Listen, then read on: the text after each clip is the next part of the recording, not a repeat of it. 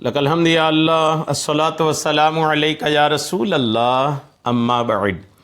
سلسلہ ہے تذکرہ اسلاف کا۔ اس مبارک سلسلے میں ہم اپنے اسلاف کا ذکر خیر، ان کے یوم ولادت اور عرس کی تاریخوں پر کرنے کی سعادتیں حاصل کرتے ہیں۔ آج جس عظیم الشان شخصیت کا ہم ذکر خیر کرنے جا رہے ہیں وہ ہیں آفتاب ولایت حضرت سیدنا وارث پاک رحمۃ اللہ تعالی علیہ۔ آج آپ کا ذکر خیر ہم اس مناسبت سے کرنے جا رہے ہیں کہ یکم رمضان المبارک آپ کی جشن ولادت کی تاریخ ہے۔ رمضان کی ایک تاریخ آپ کی جشن ولادت کی تاریخ پر آپ کی بارگاہ میں خراج عقیدت پیش کرتے ہوئے یہ بیان ہم اپنے ناظرین تک پہنچانے کی سعادتیں حاصل کر رہے ہیں۔ توجہ کے ساتھ اول تا آخر بیان کو سننے کی سعادتیں حاصل کیجیے۔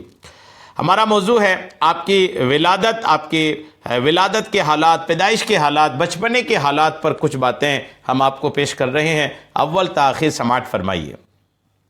یکم رمضان المبارک 1238 ہجری 1822 عیسوی میں دیوا شریف کے اندر حکیم حافظ قادری سید قربان علی شاہ صاحب رحمۃ اللہ تعالی علیہ کے یہاں وہ روشن آفتاب طلوع ہوا جس کی مبارک پیدائش کی پیشین گوئیاں اگلے وقتوں سے بزرگان دین دیا کرتے تھے۔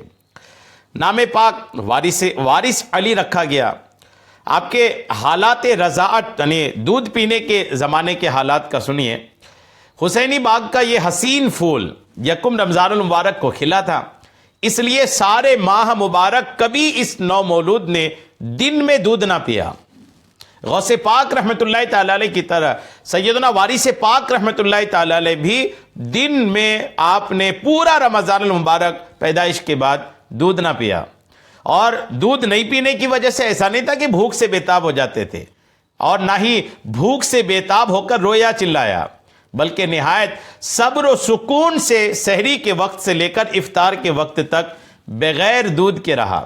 غرض کے عید آئی، بچے نے دن میں دودھ پیا، مگر پھر بھی عام بچوں کی طرح گھبراتے ہوئے جلدی نہیں بلکہ نہایت صبر و سکون کے ساتھ، اور عام بچوں کی خوراک کے مقابلے میں مقدار میں بہت کم، اس کے علاوہ نہ کبھی بے وضو ماں کا دودھ پیا اور نہ کبھی وقت مقررہ کے علاوہ دودھ کی طرف رغبت کی۔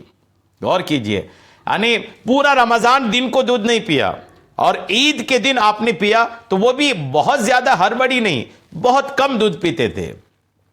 نیند اول تو آتی ہی بہت کم تھی آپ کو بچپنے سے ہی، اور اس پر بھی کبھی غفلت کی نیند سوتے نہیں دیکھا گیا، یعنی بالکل غافل ہو کر سوئے پڑے ہیں، بے خبر ہو کر سوئے پڑے ہیں۔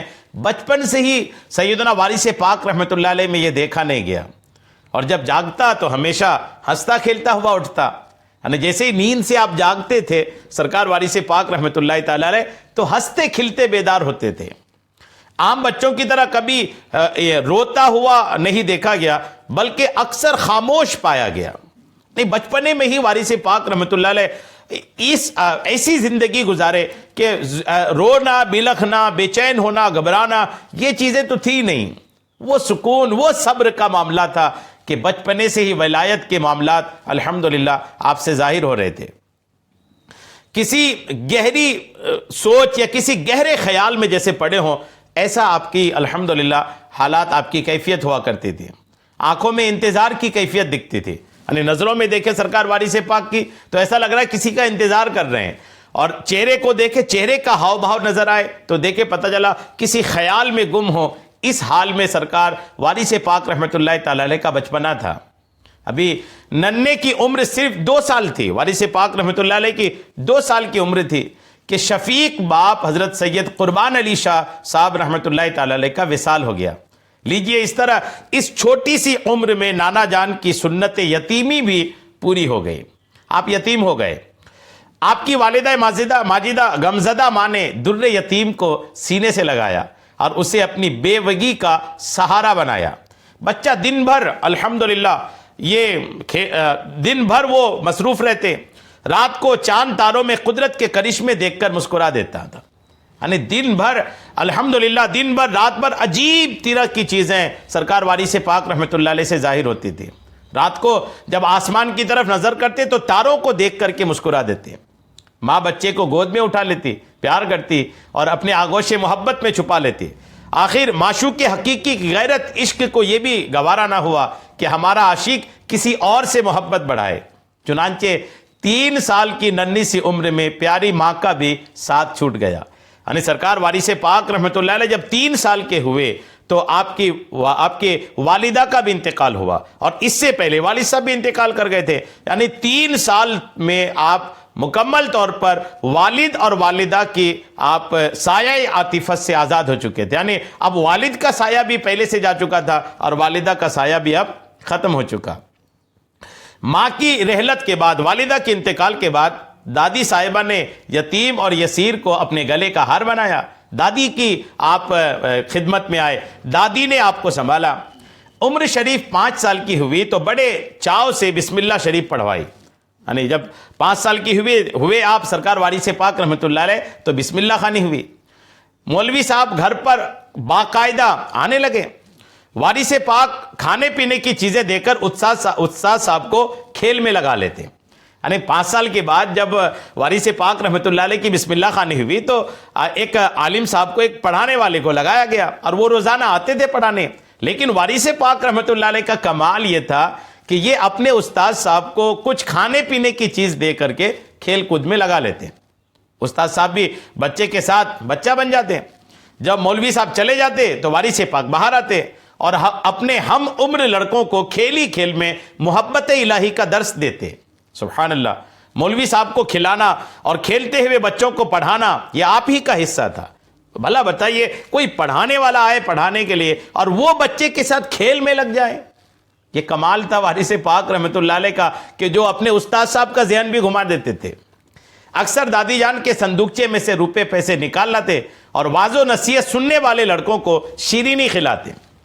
کھیل کھیل میں بچوں کو محبت الہی کا جو درس دیتے تھے نا، تو اس میں بچے آپ کے پاس آتے تھے، جمع ہوتے تھے، تو آپ اپنی دادی کے پیسے نکال کر شیرینی خریدتے، اور وہ جو بچے آپ کی واعظ و نصیحت، آپ کی تقریر سننے کے لیے بیٹھتے، آپ ان بچوں کو الحمدللہ شیرینی تقسیم فرماتے، تاکہ شیرینی کے بہانے ہی صحیح بچے پڑھنے کے لیے، بچے دین کی باتیں سننے کے لیے آئیں۔ بقیہ رقم غریبوں اور فقیروں میں تقسیم فرما دیتے۔ اکثر گھر سے غائب ہو جاتے تو گھر والوں کو فکر لاحق ہو جاتے، پھر خود ہی واپس آ جاتے۔ ایک روز تنگ آ کر وارث پاک رحمۃ اللہ علیہ کی دادی صاحبہ نے آپ کو کوٹری میں بند کر دیا، ایک کمرے میں بند کر لاک کر دیا۔ لیکن حالات کیا ہوئے دیکھیے، کچھ ہی دیر بعد آپ بند کوٹری سے غائب ہو گئے۔ جو کوٹری بند تھی، وارث پاک رحمۃ اللہ علیہ اندر سے غائب ہیں۔ جب تلاش کی گئی تو آپ ایک باغ میں کھیلتے ہوئے ملے۔ کبھی کبھی آپ کی آنکھیں اس قدر سرخ ہو جاتی کہ آنسو نکل آتے، جس سے گمان ہوتا کہ آنکھیں شاید دکھنے میں آ گئی ہیں، لیکن پھر کچھ ہی دیر بعد بدستور ٹھیک ٹھاک نظر آنے لگتی۔ لوگ حیرت زدہ ہو جاتے، یعنی روم میں بند کر دینے کے بعد بھی روم میں نہ ہونا، آنکھوں میں لالی آ جانا، آنسو آ جانا، یہ بچپنے کے معاملات تھے۔ غور کیجئے، جن کا بچپنا اتنا عالی شان اور ایمان افروز ہے، ان کی جوانی اور پھر ان کی جوانی کے بعد کے معاملات کیسے ہوں گے؟ گھر پر ابتدائی تعلیم کے بعد علوم مروجہ کی تحصیل کے لیے دادی جان نے آپ کو اپنے پیر و مرشید حضرت امیر علی شاہ صاحب کے پاس بھیجا، جو کنز المعرفت حضرت شاہ ولایت محمد عبد المنعم قادری کے سجادہ نشین تھے۔ استاد کامل نے اپنے ہونہار شاگرد کو دیکھا تو فرمایا، یہ صاحبزادے تو خلق خدا کے رہنما ہوں گے اور تمام عالم میں ان کا ڈنکا بجے گا۔ غرض کہ آپ مکتب میں جانے لگے، مگر عام بچوں کی طرح آپ کلام پاک کو بغل میں نہ دباتے۔ پڑھنے کے لیے جاتے، عام بچے بغل میں کلام پاک یا دیگر قاعدے وغیرہ دبا لیتے ہیں، وارث پاک نہیں دباتے، بلکہ اپنے سر پر رکھ کر لے جاتے۔ بڑا جو ہوتا ہے نا، وہ بچپن سے ہی بڑا ہوتا ہے۔ وارث پاک رحمۃ اللہ علیہ کتاب کو اپنے سر پہ لے کے جاتے، اور پھر اسی طرح مکتب سے مکان تک نہایت ادب اور احترام سے قرآن پاک کو سر پر رکھے ہوئے واپس آتے۔ پڑھنے جاتے تو بھی قرآن سر پہ، پڑھ کے جب واپس آتے تو بھی قرآن پاک سر پہ ہوتا تھا۔ گھر واپس آتے تو کسی گوشہ تنہائی میں، گھر کے کسی کونے میں بیٹھ کر کسی گہرے خیال میں ڈوب جاتے۔ پھر بھی آپ نے صرف 2 سال کے اندر پورا کلام پاک حفظ فرما لیا اور کچھ ابتدائی کتابیں بھی پڑھ لی۔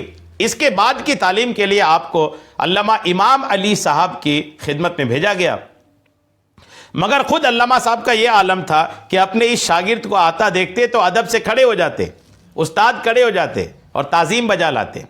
وارث پاک روکتے تو وہ فرماتے صاحبزادے میں تو ظاہری علوم کا استاد ہوں مگر تم خلق خدا کو باطنی علوم سے مالا مال کرو گے. ابھی آپ کی عمر شریف بمشکل 7-8 سال ہوگی کہ محب صادق کو اپنی محبت میں دادی جان کے پیار کی شرکت بھی منظور نہ ہوئی. چنانچہ محبت و شفقت کا یہ سایہ بھی سر سے اٹھ گیا. 7-8 سال کی عمر میں آپ کی دادی صاحبہ جو آپ کا خیال رکھ رہی تھی ان کا بھی انتقال ہو گیا.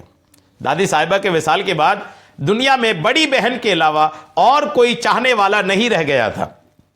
جن کے شوہر حضرت خادم علی شاہ صاحب اپنے وقت کے کامل بزرگ اور حضرت شاہ عبدالعزیز محدث دہلوی کے شاگرد رشید تھے. قیام لکھنؤ میں تھا. اس لیے بزرگ بہنوئی وارث پاک کو دیوا شریف سے اپنے ساتھ لکھنؤ لے آئے اور اعلیٰ تعلیم کے لیے آپ کو فرنگی محل میں داخل کرا دیا. یہاں آپ سے حیرت انگیز کرامتیں سرزد ہونے لگیں جس کے سبب خود اساتذہ آپ کا ادب کرتے تھے.